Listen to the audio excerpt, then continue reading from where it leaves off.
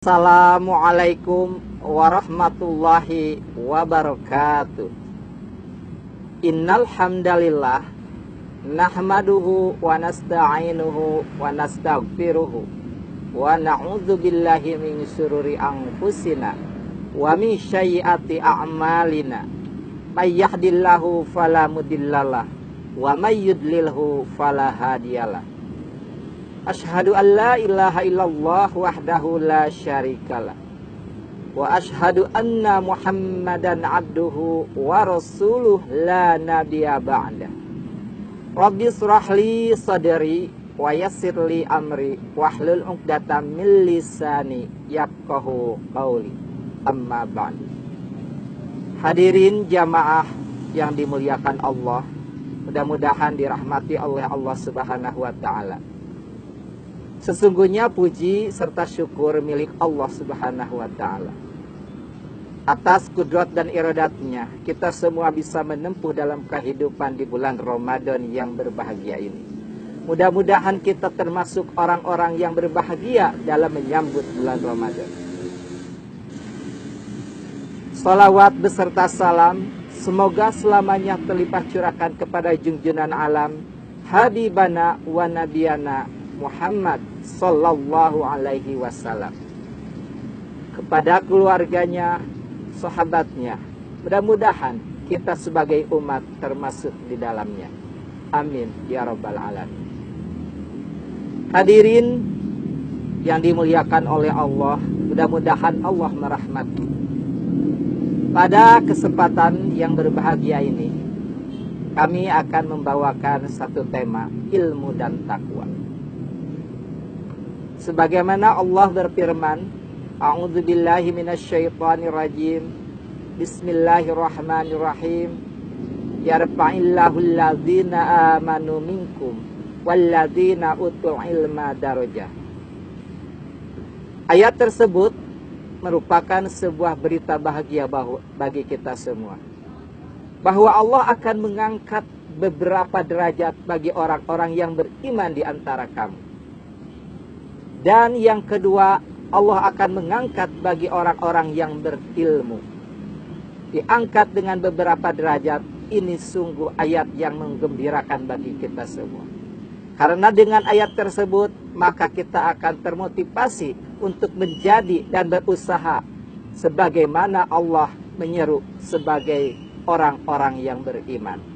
Selain itu, setelah kita beriman, maka Allah akan mengangkat kembali kepada orang-orang yang memiliki ilmu beberapa derajat. Sungguh dengan begitu, orang yang berilmu maha tinggi derajatnya di hadapan Allah. Mudah-mudahan termasuk kita semua. Amin ya rabbal alamin. Wa qala Rasulullah sallallahu alaihi wasallam, man arada dunya fa alaihi bil ilmi wa man aradal akhirata fa'alaihi bil ilmi wa man aradahuma fa'alaihi bil ilmi. Dalam hadis tersebut, Rasulullah sallallahu alaihi wasallam memberikan informasi kepada kita bahwa barang siapa orang yang ingin meraih kebahagiaan di dunia, maka raihlah dengan ilmu. Dan barang siapa yang ingin meraih kebahagiaan di akhirat, maka raih pula dengan ilmu. Dan barang siapa yang ingin meraih keduanya, maka raihlah dengan ilmu. Ilmu sungguh tinggi kedudukannya, itu sebagai wahana, wasilah untuk mencapai kebahagiaan di dunia maupun di akhirat. Dan salah satu syarat amal akan diterima oleh Allah Subhanahu wa taala, yaitu amal yang menggunakan dengan ilmunya. Hadirin wal hadirah rahimakumullah, betapa utamanya ilmu dan kedudukan ilmu bagi orang-orang yang mencari. Mudah-mudahan termasuk kita untuk selalu thalabul ilmu, karena mencari ilmu adalah suatu kewajiban yang disyariatkan dan hukumnya wajib disejajarkan dengan hukum-hukum dalam Islam yang lainnya, seperti wajibnya melaksanakan ibadah sholat. Hadirin rahimakumullah, ilmu dan takwa tidak bisa dipisahkan. Karena sesungguhnya Allah telah berfirman di dalam surah Al-Baqarah ayat 233. A'udzu billahi minasyaitonir rajim. Wattaqullaha wa'lamu annallaha bima ta'maluna basir. Artinya, bertakwalah kamu kepada Allah dan ketahuilah bahwa Allah Maha melihat apa yang kamu kerjakan. Kalimat wattaqullaha adalah ini merupakan fi'il amar yang berarti adalah perintah kepada kita untuk bertakwa. Hakikatnya takwa itu banyak disinggung dalam ayat-ayat Al-Quran. Bahkan hampir setiap surat dan setiap ayat selalu menyinggung kalimat takwa. Selain itu juga menjadikan salah satu rukun dalam khutbah yang dibawakan oleh para khotib. Baik khutbah di dalam sholat Jumat maupun khutbah di dalam sholat Idul Fitri maupun Idul Adha dan khutbah-khutbah yang lainnya. Karena takwa ini sangat penting sebagai fondasi yang sangat utama untuk meraih kebahagiaan. Allah telah memberikan dan menjanjikan suatu kebahagiaan, kabar berita. Salah satunya ada di dalam surah An-Naba ayat 31. A'udzu billahi minasyaitonir rajim. Bismillahirrahmanirrahim. Innalil muttaqina mafaza. Sesungguhnya bagi orang-orang yang bertakwa itu akan mendapatkan satu kemenangan. Allah telah memberikan kabar bahagia melalui wahyu yang disampaikan oleh Muhammad kepada orang-orang yang bertakwa. Dia akan mendapatkan satu kebahagiaan, satu kemenangan di dunia maupun di akhirat. Allah akan memberikan balasan yang terbaik, yaitu balasan surga. Mudah-mudahan kita dapat meraih dan menjadi orang yang bertakwa dan selalu berusaha bagaimana kalimat takwa itu bisa diterapkan dalam kehidupan sehari-hari. Salah satu kisah dari Umar bin Khattab radhiyallahu an bertanya kepada Ubay bin Ka'ab radhiyallahu an tentang takwa. Ubay menjawab, "Bukankah Anda pernah melalui jalan yang penuh duri?" "Ya," jawab Umar.